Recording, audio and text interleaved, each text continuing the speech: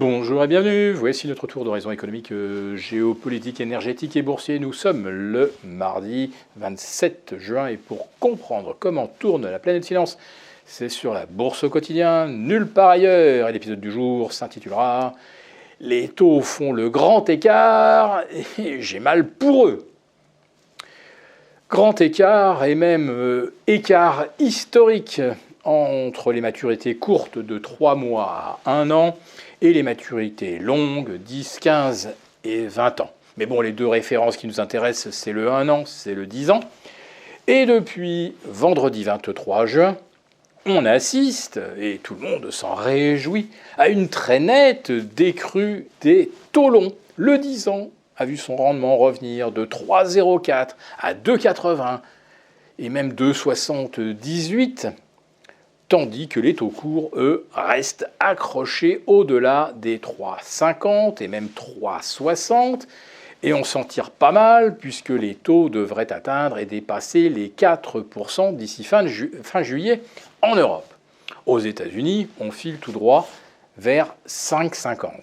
Et pourtant, les taux longs US sont actuellement redescendus à 3,60, presque 200 points d'écart entre le taux jour le jour ou le taux à 3 mois et le taux à 10 ans. Et le 20 ans est même encore plus bas.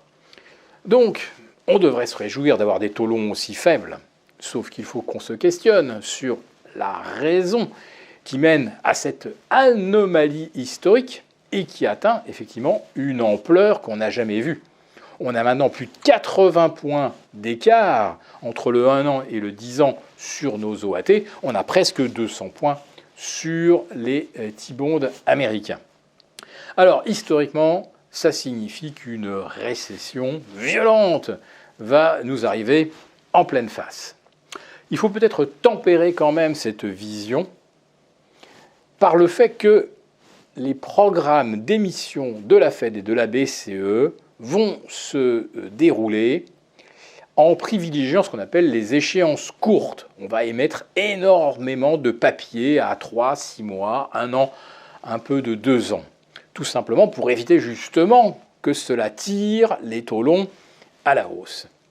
Et si les taux longs baissent autant, c'est que les opérateurs sont en train effectivement de prendre conscience qu'on va vers un risque de récession. Mais la tension des taux courts, je le répète, est liée à l'ampleur, l'amplitude des programmes d'émission.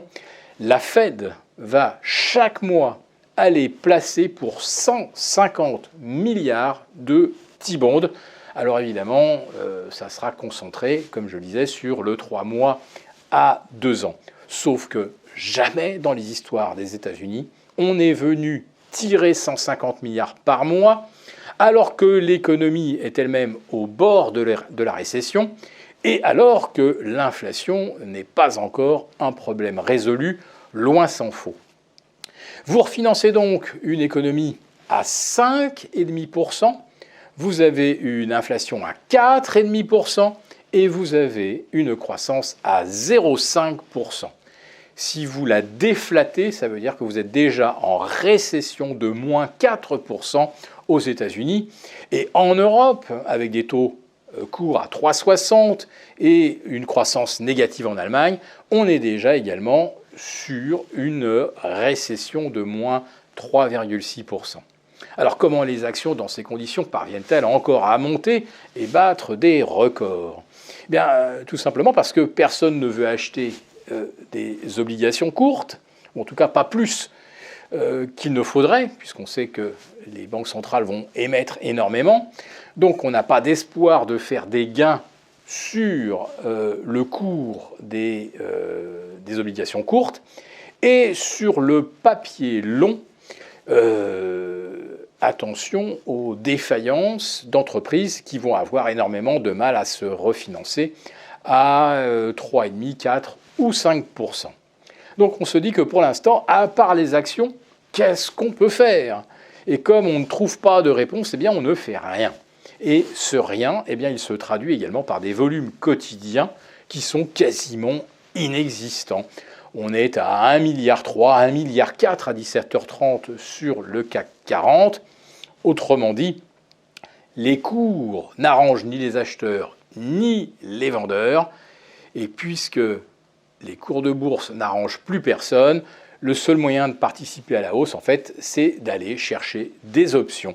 Et c'est ce que font tous les gérants. Et c'est ce qui explique ce déséquilibre entre les options call et les options put qui fait ainsi plonger le VIX alors que nous sommes, nous, plongés dans de grands problèmes économiques dont nous ne saisirons probablement l'importance qu'à partir de la rentrée, lorsque les banques centrales annonceront enfin qu'elles ont fini de monter les taux. C'est là que les problèmes vont commencer. Si cette vidéo vous a plu, n'hésitez pas à nous mettre un pouce et rendez-vous demain avec nos abonnés désaffranchis pour notre live.